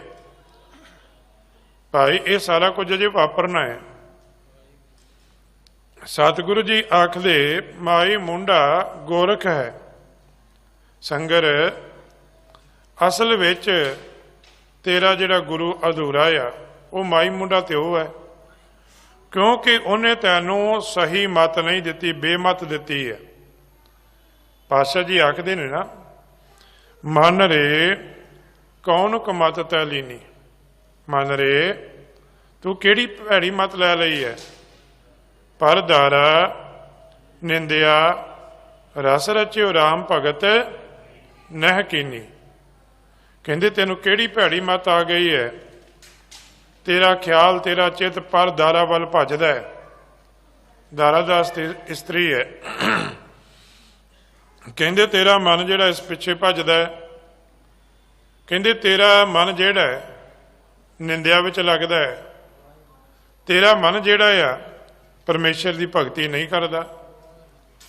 तेरे मन नूं निंदिया विचों रस आउंदा, पर दारा विचों रस आउंदा है। कहंदे बड़ी भैड़ी मत तू धारण कीती हुई है। ये बहुत भैड़ी मत है, इनू त्याग दे। इनू त्याग के गुरु की मत तू लेहे, याने भगत बिना बहु डूबे सियाने। धन गुरु नानक देव महाराज जी आखदे, कहंदे कान पार मुंदरा पाए। तेरे गुरु ने तैनूं भेख दे दिता धर्म दा, पर उपदेश जिहड़ा सी धर्म दा नहीं दिता। ਉਹਦੇ ਨਾਲ एक तो ਤੈਨੂੰ परिवार तो तोड़ दिता, दूजा समाज तो तोड़ दिता। असीं भाई जी कुदरत साडी सेवा करदी है ना, रब ने किन्ना कुछ सानू दिता है। जानवर पैदा कर दिते सानू दुध वास्ते, धरती पैदा कर दी सानू वखरे वखरे फल खाण वास्ते, ते धरती पैदा कर दी सानू भोजन खाण वास्ते। सूरज दे दिता सानू दिन वास्ते, चंद्रमा दे दिता रात दे निक वास्ते, रात दे दिती सौण वास्ते। ये रब की कुदरत सारा कुछ साडे वास्ते कर रही है, ते साडा फर्ज नहीं है कि असीं भी इस विच अपना कुछ वाधा कर सकीए। ये जिहड़ी रब ने कुदरत साजी है, एक बच्चे नूं जन्म देना भी कुदरत की सेवा आ। ਜਿਹੜਾ ਮਨੁੱਖ ਇਹਨਾਂ ਗੱਲਾਂ ਤੋਂ ਭੱਜਦਾ ਆ ਭਾਈ, ਉਹ ਗੁਰਮਤਿ ਸਿਧਾਂਤ ਵਿੱਚ ਨਹੀਂ ਆਉਂਦਾ। ਆਪਣਾ ਪਰਿਵਾਰ, ਉਹਦੀ ਪਾਲਣਾ ਪੋਸ਼ਣਾ ਕਰਨੀ, ਉਹਦੀਆਂ ਜ਼ਿੰਮੇਵਾਰੀਆਂ ਨਿਭਾਉਣਾ ਵੀ ਕੁਦਰਤ ਦੀ ਸੇਵਾ ਹੈ। ਕਵੀ ਜੀ ਲਿਖਦੇ, ਹੁਣ ਜਿਹੜਾ ਸਾਡੇ ਘਰ ਜਾਂ ਕਿਸੇ ਦੀ ਸੇਵਾ ਕਰਾਂਗੇ, ਉਹ ਬੱਚਾ ਕੋਈ ਪੰਥ ਦੀ, ਇਸ ਦੇਸ਼ ਦੀ ਸੇਵਾ ਕਰਦਾ ਆ, ਮਨੁੱਖਤਾ ਦੀ ਸੇਵਾ ਕਰਦਾ ਆ ਭਾਈ, ਉਹਦਾ ਸਿਹਰਾ ਕਿਹਨੂੰ ਜਾਂਦਾ ਆ? ਕਦੇ ਭਾਈ ਕਨ੍ਹਈਆ ਜੀ ਦਾ ਜੀਵਨ ਪੜ੍ਹੀਏ। ਸੋ ਆਪਾਂ ਵਿਸ਼ੇ ਵਿੱਚ ਰਹੀਏ।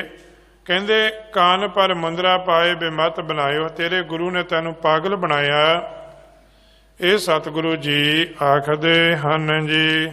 ਮੁੰਡ ਕੋ ਮੁੰਡਾਏ ਨਿਜ ਗੋਤ ਕੋ ਲਜਾਏ, ਤਨ ਭਸਮ ਲਗਾਏ ਬਾਦ ਜਨਮ ਗਵਾਇਓ ਹੈ। ਮੂੰਡ ਕੋ ਮੁੰਡਾਏ, ਤੇਰਾ ਸਿਰ ਮਨਾ ਦਿੱਤਾ।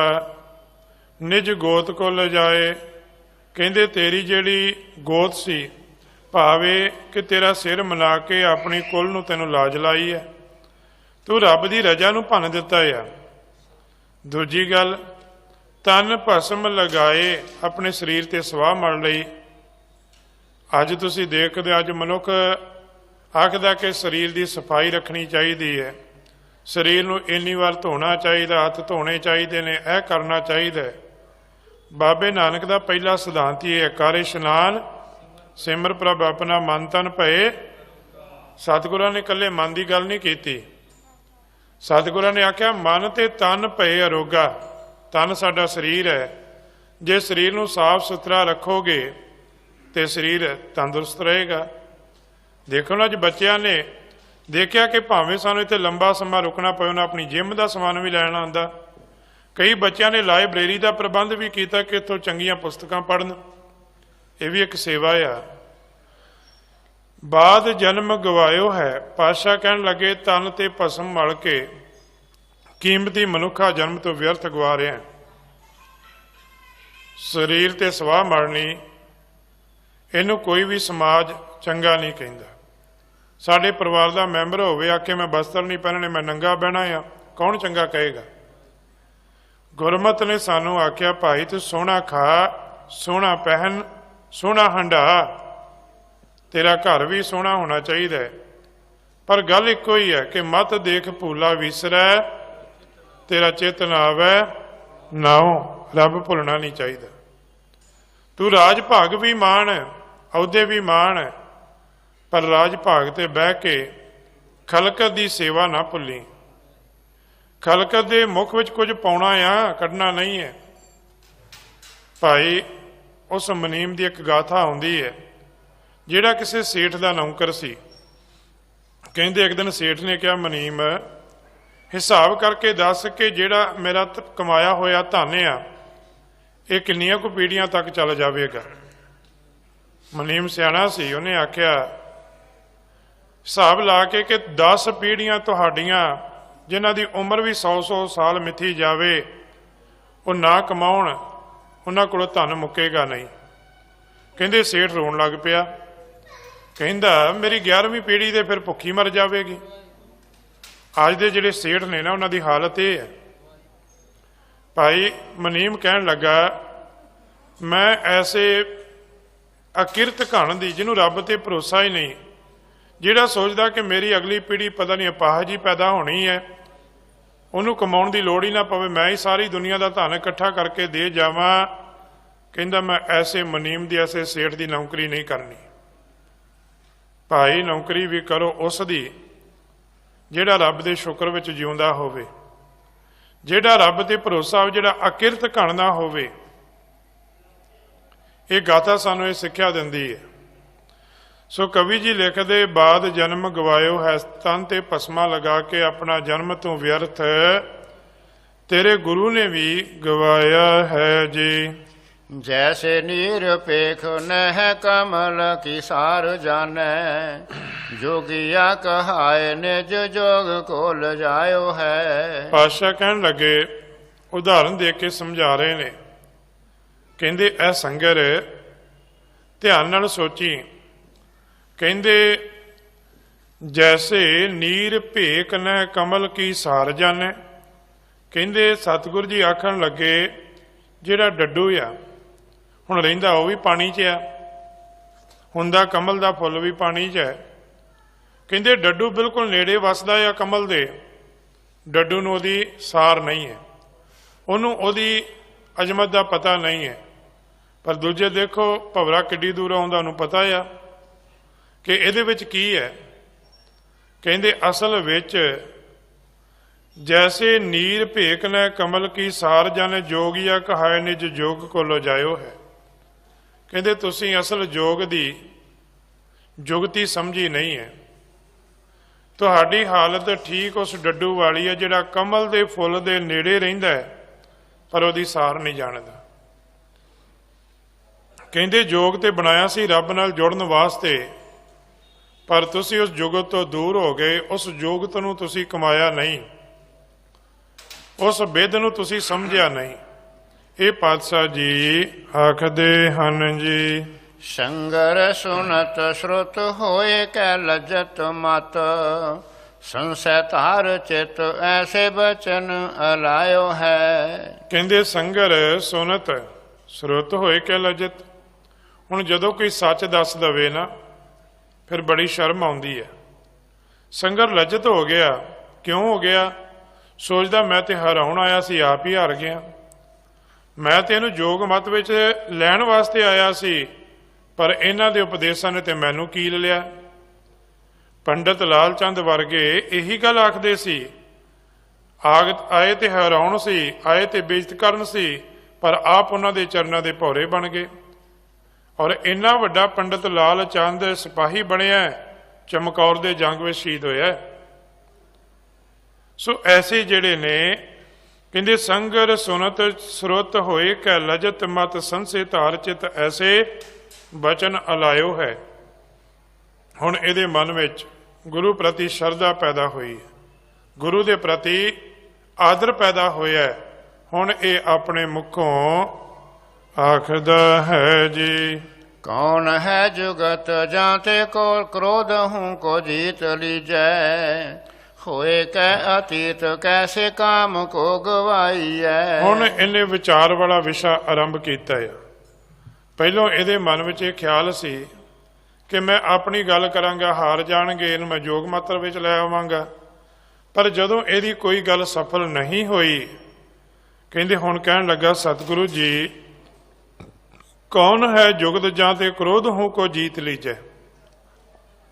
ਕ੍ਰੋਧ ਜਿਹੜਾ ਹੈ ਭਾਈ ਨੂੰ ਜਿੱਤਣਾ ਵੈਸੇ ਬਹੁਤ ਔਖਾ ਹੈ। ਅੱਜ ਬਹੁਤੇ ਘਰ ਸਾਡੇ ਜਿਹੜੇ ਨੇ ਕ੍ਰੋਧ ਕਰਕੇ, ਕਾਮ ਕਰਕੇ, ਲੋਭ ਕਰਕੇ ਜਿਹੜੇ ਨੇ ਬਰਬਾਦ ਹੋ ਰਹੇ ਨੇ। ਸੰਸਾਰ ਵਿੱਚ ਝਗੜੇ ਕਿਸ ਗੱਲ ਦੇ ਨੇ? ਮਨੁੱਖ ਜਿਹੜਾ ਤਕੜਾ ਮਨੁੱਖ ਹੈ ਉਹਦੇ ਅੰਦਰ ਲੋਭ ਵਧਿਆ ਹੋਇਆ। ਉਹ ਸੋਚਦਾ ਕਿ ਗਰੀਬ ਦੀਆਂ ਨਸਾਂ ਦੇ ਵਿੱਚ ਜਿਹੜਾ ਖੂਨ ਵੀ ਚੱਲਦਾ ਮੈਂ ਉਹ ਵੀ ਕੱਢ ਲਵਾਂ ਸਰਿੰਜਾਂ ਦੇ ਨਾਲ। ਭਾਵੇਂ ਕਿ ਕਿਸੇ ਦੇ ਮੂੰਹ ਦੇ ਵਿੱਚ ਪਈ ਹੋਈ ਬੁਰਕੀ ਵੀ ਖੋਹਣ ਦਾ ਯਤਨ ਕੀਤਾ ਜਾ ਰਿਹਾ ਹੈ। ਹੁਣ ਇਹ ਸੰਗਰ ਜੋਗੀ ਆਖਦਾ ਹੈ, ਕੌਣ ਹੈ ਜੁਗਤ ਜਾਂ ਤੇ ਕ੍ਰੋਧ ਹੂੰ ਕੋ ਜੀਤ ਲੀਜੈ।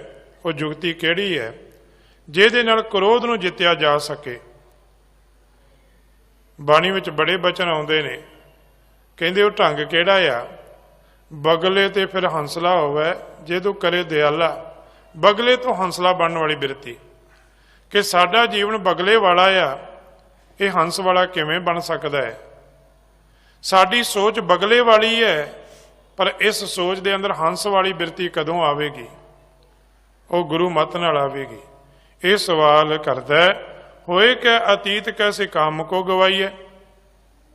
ਫਿਰ ਅਗਲੀ ਗੱਲ, ਹੋਏ ਕਿ ਅਤੀਤ ਕੈਸੇ ਕਾਮ ਕੋ ਗਵਾਈਏ।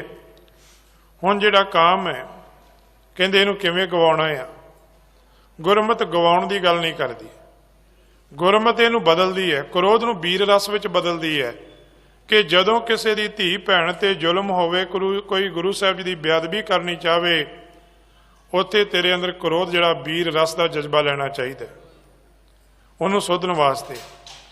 ਦੂਜੀ ਗੱਲ ਜਿਹੜੀ ਕਾਮ ਦੀ ਹੈ, ਇੱਥੇ ਕਾਮ ਨਾ ਤਿਆਗਣ ਦੀ ਗੱਲ ਕੀਤੀ ਗਈ ਹੈ ਤੇ ਨਾ ਹੀ ਇਹਦੇ ਵਿੱਚ ਖਚਤ ਹੋ ਕੇ ਪਾਪ ਕਰਨ ਦੀ ਗੱਲ ਕੀਤੀ ਗਈ ਹੈ। ਕਾਮ ਦੇ ਨਾਲ ਨਾ ਅਸੀਂ ਪਾਪ ਕਰਨੇ ਨੇ, ਉਪੱਦਰ ਕਰਨੇ ਨੇ, ਅਖਲਾਕ ਤੋਂ ਡਿੱਗਣਾ ਨਹੀਂ ਹੈ, ਪਰ ਕਾਮ ਜਿਹੜਾ ਨਾ ਇਹਨੂੰ ਤਿਆਗਣਾ ਹੀ ਆ ਕਿ ਜੰਗਲਾਂ ਵਿੱਚ ਜਾ ਕੇ ਬੈਠ ਜਾਓ, ਐਸਾ ਵੀ ਨਹੀਂ ਕਰਨਾ।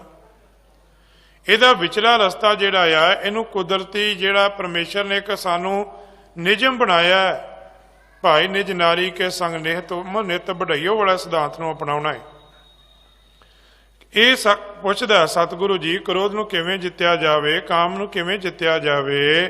ਇਹ ਸੰਗਰ ਆਖਦਾ ਹੈ ਜੀ, ਸੀਸ ਕਾਲ ਟਰੇ ਕੈਸੇ ਲੋਭ ਪਰ ਹਰੇ ਔਰ, ਕੌਣ ਸੀ ਜੁਗਤ ਤੇ ਅਮਰ ਪਦ ਪਾਈਐ। ਹੁਣ ਜਿਹੜਾ ਸਾਡੇ ਤੇ ਇੱਕ ਡਰ ਆ, ਕਿਹੜਾ ਡਰ ਆ? ਮੌਤ ਦਾ। ਸੀਸ ਕਾਲ ਟਰੈ ਕੈਸੇ, ਜਿਹੜਾ ਸਾਡੇ ਸਿਰ ਤੇ ਕਾਲ ਆ।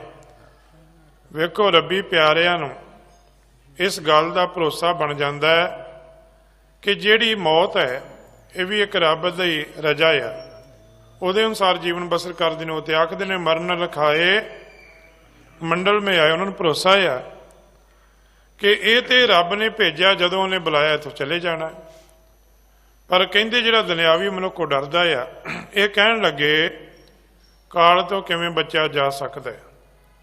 ਲੋਭ ਪਰ ਹਰੈ ਉਰ, ਜਿਹੜੀ ਸਾਡੇ ਅੰਦਰ ਲੋਭ ਦੀ ਬਿਰਤੀ ਹੈ, ਇਹਨੂੰ ਹਿਰਦੇ ਦੇ ਵਿੱਚੋਂ ਕਿਵੇਂ ਦੂਰ ਕੀਤਾ ਜਾ ਸਕਦਾ ਹੈ। ਕੌਣ ਸੀ ਜੁਗਤ ਤੇ ਅਮਰ ਪਦ ਜਾਈਏ। ਹੁਣ ਉਹ ਕਿਹੜੀ ਜੁਗਤੀ ਹੈ, ਕਿਹੜਾ ਢੰਗ ਆ ਜਿਹਦੇ ਨਾਲ ਅਸੀਂ ਇਸ ਅਵਸਥਾ ਵਿੱਚ ਪਹੁੰਚ ਸਕੀਏ। ਗੁਰਮਤਿ ਦੀ ਬੋਲੀ ਵਿੱਚ, ਗੁਰੂ ਦੀ ਮਤ ਅਨੁਸਾਰ, ਗੁਰ ਕਿਰਪਾ ਜਿਹ ਨਰ ਕੋ ਕੀਨੀ ਤਿਹ ਇਹ ਜੁਗਤ ਪਛਾਨੀ, ਨਾਨਕ ਲੀਨ ਭਇਓ ਗੋਬਿੰਦ ਸਿਉ ਜੋ ਪਾਣੀ ਸੰਗ ਪਾਣੀ। ਇਸ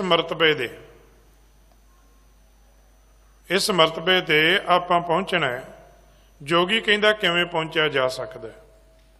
ਇਹ ਸਤਿਗੁਰਾਂ ਨੂੰ ਸਵਾਲ ਕਰਦਾ ਹੈ ਜੀ। ਮਾਇਆ ਤਾਜ ਕੈਸੇ ਕਾਰ ਜਗ ਮੈਂ ਰਹਾਏ ਨਰ, ਬੁਝਿਓ ਹੈ ਸੰਦੇਹ ਤੋ ਕੋ ਉੱਤਰ ਸੁਣਾਈਐ। ਹੁਣ ਇੱਕ ਹੋਰ ਸਵਾਲ ਕਰਦਾ ਹੈ, ਮਾਇਆ ਤਜ ਕੈਸੇ ਕਾਰ ਜਗ। ਕਹਿੰਦੇ ਭਾਈ ਮਾਇਆ ਨੂੰ ਤਿਆਗ ਕੇ ਸੰਸਾਰ ਵਿੱਚ ਕਿਵੇਂ ਰਿਹਾ ਜਾ ਸਕਦਾ ਹੈ। ਗੱਲ ਗਲਤ ਨਹੀਂ ਹੈ, ਪਰ ਜਦੋਂ ਇਸ ਗੁਰਮਤਿ ਦੇ ਨਜ਼ਰੀਏ ਵਿੱਚ ਸਮਝਾਂਗੇ ਉਦੋਂ ਸਾਨੂੰ ਅਸਲੀ ਸਮਝ ਆਵੇਗੀ। ਕਹਿੰਦਾ ਮਾਇਆ ਨੂੰ ਤਿਆਗ ਕੇ ਕਿਵੇਂ ਰਹਿਣਾ। ਬੁੱਝਿਓ ਹੈ ਸੰਦੇਹ ਤਾ ਕੋ ਉੱਤਰ ਸੁਣਾਈਏ। ਕਹਿੰਦੇ ਮੇਰੇ ਮਨ ਵਿੱਚ ਸ਼ੰਕੇ ਨੇ, ਮੇਰੇ ਮਨ ਵਿੱਚ ਇਹ ਸਵਾਲ ਨੇ, ਮੈਨੂੰ ਇਹਨਾਂ ਦੇ ਉੱਤਰ ਦਿਓ।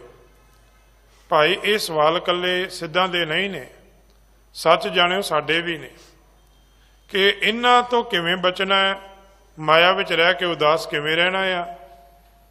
ਭਗਤ ਵੱਡਾ ਜਿੱਥੇ ਆਖਿਆ ਰਾਜੇ ਜਨਕ ਨੂੰ ਮਾਇਆ ਵਿੱਚ ਉਦਾਸੀ ਜਿਹਨੇ ਕੀਤੀ ਹੈ ਉਹਦੀ ਗੱਲ ਕੀਤੀ ਹੈ ਭਾਈ ਗੁਰਦਾਸ ਜੀ ਨੇ, ਪਰ ਆਪਾਂ ਹੋਰ ਵੀ ਰਾਜਿਆਂ ਦੀ ਗੱਲ ਕਰਾਂਗੇ। ਕਵੀ ਜੀ ਲਿਖਦੇ ਇਹ ਸਵਾਲ ਪੁੱਛਦੇ ਹਨ ਜੀ। ਐਸੇ ਸੋਣ ਬੈਨ ਗਾਤੁ ਦੈਨ ਗੁਣ ਐਨ ਗੁਰੂ, ਜਾਹੇ ਕੀ ਸ਼ਰਨ ਤੇ ਸਰਬ ਸੁਖ ਪਾਈਐ। ਜਦੋਂ ਸੰਗਰ ਨੇ ਇਹ ਸਵਾਲ ਕੀਤੇ, ਸਤਿਗੁਰੂ ਜੀ ਐਸੇ ਸੁਣ ਬੈਨ ਗਤ ਦੈਨ, ਐਸੇ ਦਾਤੇ ਜਿਹੜੇ ਸਾਡੇ ਮੁਕਤੀ ਕਰਨ ਵਾਲੇ, ਸਾਨੂੰ ਮੁਕਤੀ ਦੇਣ ਵਾਲੇ। ਇੱਥੇ ਗੁਰਮਤਿ ਵਿੱਚ ਮੁਕਤੀ ਦਾ ਅਰਥ ਦੂਜੇ ਮਤਾਂ ਵਾਲਾ ਨਹੀਂ ਹੈ। ਇੱਥੇ ਮੁਕਤੀ ਦਾ ਅਰਥ ਵੀ ਹੈ ਪਰਮਾਤਮਾ ਨਾਲ ਮਿਲਾਪ। ਗੁਣ ਐਨ, ਗੁਣਾਂ ਦੇ ਸਾਗਰ, ਗੁਰੂ ਜਾਹੀ ਕੀ ਸਰਨ ਤੇ ਸਰਬ ਸੁਖ ਪਾਈਏ।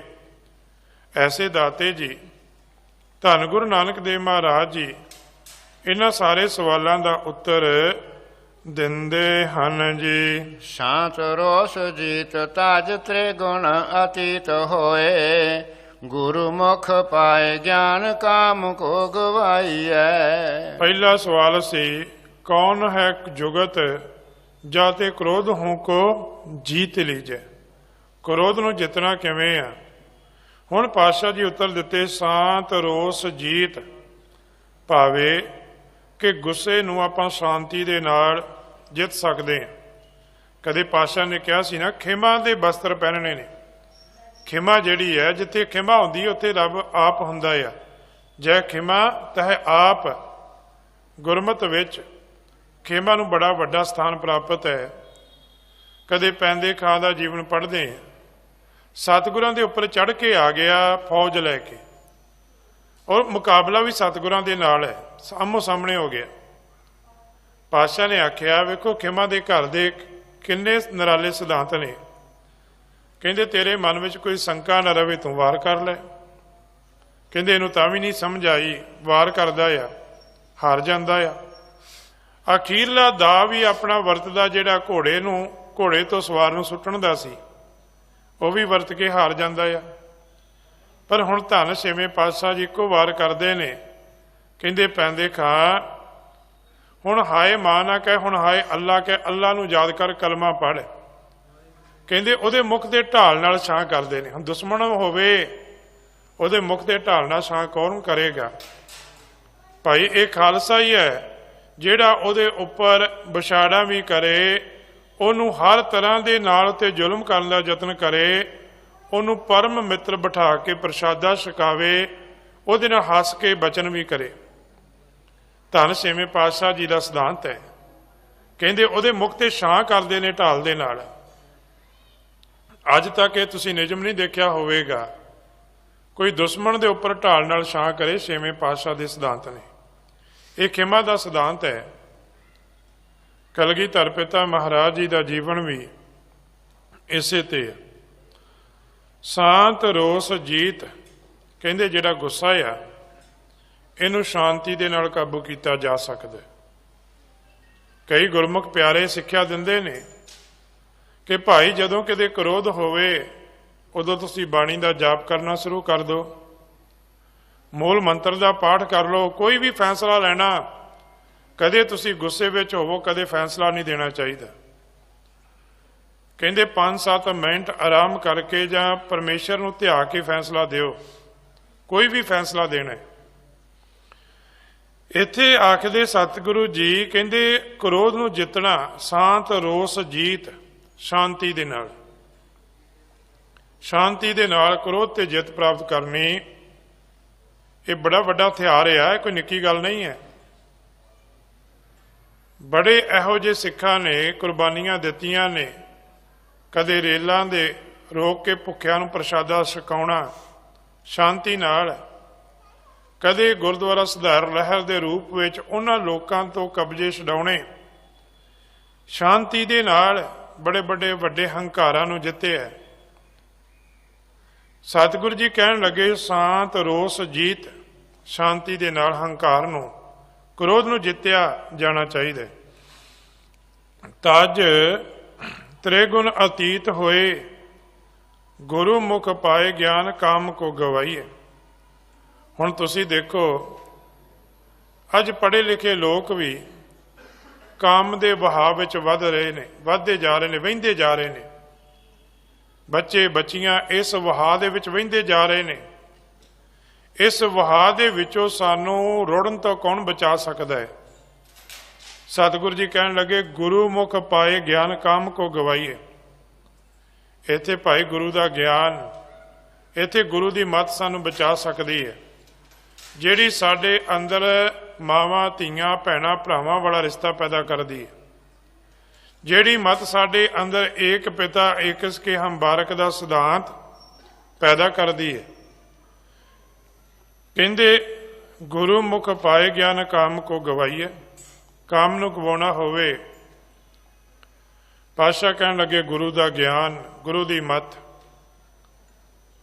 ਤੁਸੀਂ ਭਾਵੇਂ ਰਹਿਤ ਮਰਿਆਦਾ ਜਿਹੜੀ ਹੈ ਨਾ, ਉਹਦੇ ਵਿੱਚ ਜਿਹੜਾ ਅੰਮ੍ਰਿਤ ਸੰਸਾਰ ਆ, ਅੰਮ੍ਰਿਤ ਦਾ ਸੰਸਕਾਰ ਆ, ਉਹਦੇ ਵਿੱਚ ਤੇ 4 ਬਜਕ ਰਹਿਤਾਂ ਦਾ ਜ਼ਿਕਰ ਆਉਂਦਾ ਹੈ ਨਾ, ਤੁਸੀਂ ਉਹਨੂੰ ਕਦੇ ਧਿਆਨ ਨਾਲ ਪੜ੍ਹਨਾ। ਉਹ ਸਾਡੇ ਸਮਾਜ ਨੂੰ ਉੱਚਾ ਚੁੱਕਦੀਆਂ ਨੇ। ਕਿਵੇਂ? ਜਿੱਥੇ ਪਹਿਲੀ ਗੱਲ ਆ ਕੇਸਾਂ ਦੀ ਬੇਅਦਬੀ, ਦੂਸਰੀ ਹੈ ਪਰ ਇਸਤਰੀ ਪਰ ਪੁਰਸ਼ ਦਾ ਸੰਗ, ਸਾਨੂੰ ਕਿੱਡਾ ਸੋਹਣਾ ਇਖਲਾਕ ਦਿੰਦੀ ਹੈ। ਕੁੱਠੇ ਮਾਸ ਦੀ ਵਰਤੋਂ, ਤੰਬਾਕੂ ਤੋਂ ਲੈ ਕੇ ਕੋਈ ਨਸ਼ਾ, ਇਹ ਸਾਡੇ ਸਮਾਜ ਨੂੰ ਕਿੱਦਾਂ ਉੱਚਾ ਚੁੱਕਦੀ ਹੈ। ਜਿਸ ਘਰ ਵਿੱਚ ਇਹਨਾਂ ਨਿਯਮਾਂ ਦੀ ਪਾਲਣਾ ਕੀਤੀ ਜਾਂਦੀ ਹੋਵੇਗੀ, ਭਾਈ ਉੱਥੇ ਕਦੀ ਬਖੇੜੇ ਨਹੀਂ ਹੋਣਗੇ। ਉੱਥੇ ਆਇਆ ਗਿਆ ਅਤਿਥੀ ਕਦੇ ਭੁੱਖਾ ਨਹੀਂ ਜਾ ਸਕਦਾ। ਕਾਮ ਕੋ ਗਵਾਈਏ। ਸਤਿਗੁਰੂ ਜੀ ਕਹਿਣ ਲੱਗੇ, ਇਸ ਢੰਗ ਦੇ ਨਾਲ ਭਾਈ ਕਾਮ ਨੂੰ ਕਾਬੂ ਕੀਤਾ ਜਾ ਸਕਦਾ। ਇਹ ਸਤਿਗੁਰੂ ਜੀ ਆਖਦੇ ਹਨ ਜੀ। ਨਾਮ ਲੇਵ ਕਾਰ ਟਰੈ ਲੋਭ ਤੇ ਸੰਤੋਖ ਧਰੈ, ਗਿਆਨ ਹਰ ਕਰੈ ਤੇ ਅਮਰ ਪਦ ਜਾਈਐ। ਨਾਮ ਲਿਵ ਕਾਲ ਟਰੈ, ਰੱਬ ਦੇ ਨਾਮ ਵਿੱਚ ਸੁਰਤੀ ਜੋੜਨੀ। ਆ ਜਿਹੜੇ ਕਾਲ ਦਾ ਸਾਨੂੰ ਡਰ ਆ ਨਾ, ਜਿਹਦੇ ਅਧੀਨ ਵੱਡੇ ਵੱਡੇ ਦੇਵਤੇ ਵੀ ਆਏ, ਕਾਲ ਪਾਏ ਬ੍ਰਹਮਾ ਬਵਤਰਾ, ਕਾਲ ਪਾਏ ਸਿਵਜੂ ਅਵਤਰਾ, ਸਾਰੇ ਉਹਦੇ ਅਧੀਨ ਨੇ। ਕਹਿੰਦੇ ਇਸ ਕਾਲ ਤੇ ਡਰ ਖਤਮ ਹੁੰਦਾ ਹੈ ਕਿਹਨਾਂ ਦਾ? ਜਦੋਂ ਆਪਾਂ ਬਚਨ ਪੜ੍ਹਦੇ ਹਾਂ, ਜਿਸ ਮਰਨੇ ਤੇ ਜਗ ਡਰੈ ਮੇਰਾ ਮਨ, ਆਨੰਦ ਮਰਨੇ ਹੀ ਤੇ ਪਾਈਏ ਪੂਰਨ ਪਰਮਾ। ਭਾਈ ਜਿਨ੍ਹਾਂ ਨੇ ਸਿਧਾਂਤ ਨੂੰ ਸਮਝਿਆ, ਜਿਨ੍ਹਾਂ ਨੇ ਰੱਬ ਨਾਲ ਲਿਵ ਜੋੜੀ ਹੈ, ਉਹਨਾਂ ਦੇ ਉੱਪਰ ਕਾਲ ਦਾ ਕੋਈ ਡਰ ਨਹੀਂ ਰਹਿ ਜਾਂਦਾ। ਲੋਭ ਤੇ ਸੰਤੋਖ ਧਰੈ, ਭਾਈ ਜਦੋਂ ਲੋਭ ਵਾਲੀ ਬਿਰਤੀ ਹੈ ਨਾ, ਇਹਨੂੰ ਸੰਤੋਖ ਨਾਲ ਹੀ ਕਾਬੂ ਕੀਤਾ ਜਾ ਸਕਦਾ ਹੈ। ਬਿਨਾਂ ਸੰਤੋਖ ਨਹੀਂ ਕੋਈ ਰਾਜ। ਸੰਤੋਖ ਤੋਂ ਬਿਨਾਂ ਕਦੇ ਵੀ ਕੋਈ ਰੱਜ ਨਹੀਂ ਸਕਦਾ। ਜਿਹੜਾ ਸੰਤੋਖ ਆ, ਜਿਹੜਾ ਬੇਸੰਤੋਖਾ ਜੀਵਨ ਦੇ ਵਿੱਚ ਫਰਕ ਕੀ ਹੈ? ਕਹਿੰਦੇ ਸੰਤੋਖ ਵਾਲਾ ਜਿਹੜਾ ਆ ਨਾ, ਇਹ ਠੀਕ ਉਸ ਤਰ੍ਹਾਂ ਆ ਜਿਵੇਂ ਕਿ ਇੱਕ ਮਨੁੱਖ ਖੂਹ ਚੋਂ ਪਾਣੀ ਕੱਢਦਾ ਹੋਵੇ। ਪਾਣੀ ਕੱਢਣ ਵਾਸਤੇ ਬਾਲਟੀ ਹੋਵੇ, ਪਰ ਬਾਲਟੀ ਦਾ ਥੱਲਾ ਨਾ ਹੋਵੇ। ਕਿੰਨੀ ਵਾਰ ਬਾਲਟੀ ਵਹਾਏਗਾ, ਕਿੰਨੀ ਵਾਰ ਕੱਢੇਗਾ, ਬਾਲਟੀ ਖਾਲੀ ਆਵੇਗੀ। ਪਰ ਜਿਸ ਬਾਲਟੀ ਦੇ ਹੇਠਾਂ ਥੱਲਾ ਲੱਗਾ ਹੋਇਆ ਹੈ, ਉਹ ਇੱਕੋ ਵਾਰੀ ਪਾਵੇਗਾ, ਭਰ ਕੇ ਆ ਜਾਵੇਗੀ। ਭਾਈ ਸੰਤੋਖ ਰੂਪੀ ਥੱਲੇ ਤੋਂ ਬਿਨਾਂ ਅਸੀਂ ਕਦੇ ਰੱਜ ਨਹੀਂ ਸਕਦੇ। ਇਸ ਕਰਕੇ ਜੀਵਨ ਦੇ ਅੰਦਰ ਸੰਤੋਖ ਹੋਣਾ ਬੜਾ ਜ਼ਰੂਰੀ ਹੈ। ਸੇਵਾ ਕੌਣ ਕਰ ਸਕਦਾ? ਜਿਹੜਾ ਸੰਤੋਖੀ ਹੋਵੇਗਾ। ਜਿਹਦੇ ਅੰਦਰ ਸੰਤੋਖ ਨਹੀਂ, ਨਾ ਉਹ ਸੇਵਾ ਕਰ ਸਕਦਾ, ਨਾ ਉਹ ਗੁਰੂ ਦੇ ਬਚਨ ਕਮਾ ਸਕਦਾ ਹੈ। ਕਹਿੰਦੇ ਜਿਹਨੇ ਲੋਭ ਨੂੰ ਕਾਬੂ ਕਰਨਾ ਹੈ, ਉਹ ਸੰਤੋਖ ਦਾ ਧਾਰਨੀ ਬਣੇ, ਤਾਂ ਹੀ ਲੋਭ ਦੇ ਕਾਬੂ ਕੀਤਾ ਜਾ ਸਕਦਾ ਹੈ। ਨਹੀਂ ਤੇ ਭਾਈ ਲੋਭ ਜਿਹੜਾ ਹੈ, ਅੱਜ ਤੁਸੀਂ ਦੇਖ ਲਓ, ਜਿਹੜੇ ਵੱਡੇ ਵੱਡੇ ਲੋਕ ਅੱਜ ਵੀ ਮਨੁੱਖਤਾ ਦੇ ਮੂੰਹ ਦੇ ਵਿੱਚੋਂ ਬੁਰਕੀ ਖੋਹਣ ਦਾ ਯਤਨ ਕਰਦੇ ਨੇ ਕਿ ਉਹ ਰੱਜ ਗਏ ਨੇ। ਨਹੀਂ, ਉਹ ਆਪਣੇ ਢੰਗ ਦੇ ਵੱਖਰੇ ਵੱਖਰੇ ਢੰਗ ਲੱਭਦੇ ਨੇ ਮਨੁੱਖ ਦਾ ਤੇ ਮੂੰਹ ਦੀ ਬੁਰਕੀ ਖੋਹਣ ਵਾਸਤੇ। ਉਹਦੇ ਵਾਸਤੇ ਉਹ ਸਾਰਾ ਕੁਝ ਹੀ ਕਰਨ ਨੂੰ ਤਿਆਰ ਹੁੰਦੇ ਨੇ। ਪਰ ਜਿੱਥੇ ਮਨੁੱਖਤਾ ਦੀ ਸੇਵਾ ਦੀ ਗੱਲ ਆਵੇਗੀ, ਉੱਥੋਂ ਹਾਕਮ ਵੀ ਭੱਜ ਜਾਂਦੇ ਨੇ। ਭਾਈ ਕਦੇ ਕਿਸੇ ਦੇ ਮੁੱਖ ਚੋਂ ਬੁਰਕੀ ਖੋਹਣੀ ਇਹ ਨਹੀਂ ਹੋਣਾ ਚਾਹੀਦਾ। ਭਾਵੇਂ ਕਿਸੇ ਨੂੰ ਪਾਣੀ ਪਿਲਾ ਦਿਓ, ਤੁਹਾਡੇ ਜੀਵਨ ਦਾ ਸਿਧਾਂਤ ਇਹ ਹੋਣਾ ਚਾਹੀਦਾ। ਇਹਦੇ ਵਰਗਾ ਕੋਈ ਜੱਗ ਨਹੀਂ ਹੈ। ਸਿੱਖ ਕੋ ਪਿਲਾਏ ਪਾਣੀ ਭਾਉ ਕਰ ਖੁਰ ਖੇਤ, ਇਹ ਸਾਰੇ ਸਿਧਾਂਤ ਨੇ। ਕਹਿੰਦੇ ਧਿਆਨ ਹਰ ਕਰੈ ਤੇ ਅਮਰ ਪਦ ਜਾਈਏ। ਰੱਬ ਦਾ ਧਿਆਨ ਧਰਨ ਦੇ ਨਾਲ, ਜਿਹੜਾ ਅਮਰ ਪਦ ਦੀ ਗੱਲ ਕੀਤੀ ਸੀ ਨਾ, ਰੱਬ ਦੇ ਘਰ ਵਿੱਚ ਮਿਲਾਪ ਕਿਵੇਂ ਹੋਵੇ ਰੱਬ ਨਾਲ? ਕਹਿੰਦੇ ਇਹ ਧਿਆਨ ਦੇ ਨਾਲ ਹੋਣਾ। ਰੱਬ ਨਾਲ ਧਿਆਨ ਜੋੜਿਆ, ਰੱਬ ਨਾਲ ਸੁਰਤੀ ਨੂੰ ਜੋੜਿਆ, ਰੱਬ ਨਾਲ ਮਿਲਾਪ ਹੋਵੇਗਾ। ਹੁਣ ਜਿਹੜੀ ਅਗਲੀ ਗੱਲ ਹੈ, ਉਹ ਆ ਮਾਇਆ ਤੋਂ ਨਿਰਲੇਪ ਦੀ, ਕਿ ਮਾਇਆ ਤੋਂ ਕਿਵੇਂ ਬਚਿਆ ਜਾ ਸਕਦਾ। ਪਰ ਇਹ ਵਿਚਾਰ ਆਪਾਂ ਅਗਲੀ ਵਿਚਾਰ ਵਿੱਚ ਸਾਂਝੀ ਕਰਾਂਗੇ। ਹੋਈਆਂ ਭੁੱਲਾਂ ਆਪ ਸੰਗਤਾਂ ਸਤਿਗੁਰੂ ਜੀ ਬਖਸ਼ਣ ਯੋਗ ਨੇ, ਬਖਸ਼ ਲੈਣਾ। ਅੱਗੇ ਤੋਂ ਸਮਤ ਬਖਸ਼ਣੀ ਜੀ। ਵਾਹਿਗੁਰੂ ਜੀ ਕਾ ਖਾਲਸਾ, ਵਾਹਿਗੁਰੂ ਜੀ ਕੀ ਫਤਿਹ।